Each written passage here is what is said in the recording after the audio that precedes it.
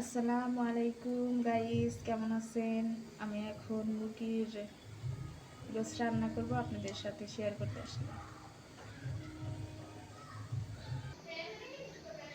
এই হচ্ছে কাঁচামরিচ কুচি করে রাখা, পেঁয়াজ কুচি করে রাখা,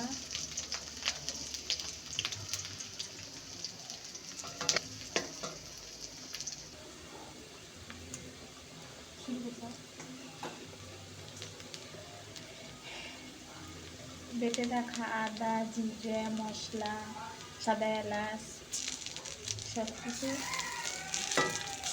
এটা অ্যাড করে দিলাম এটার সাথে।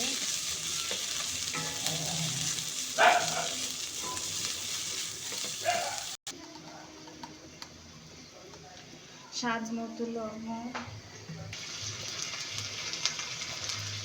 1 চামচ মরিচের গুঁড়ো,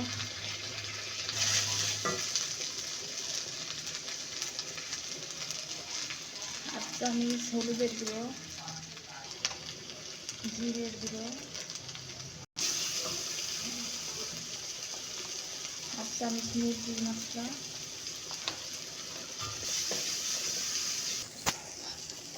হালকা একটু পানি দিয়ে ভালো করে কষিয়ে নেব।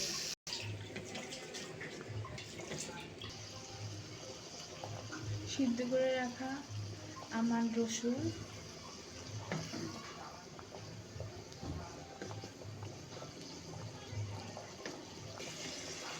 এখন আমি মাংসটার ভিতরে দিয়ে দিব।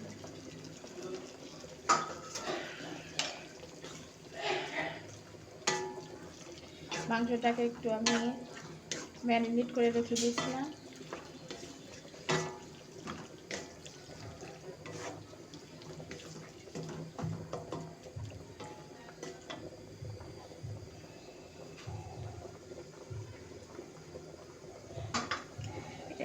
এখন একটু ঢেকে দেব।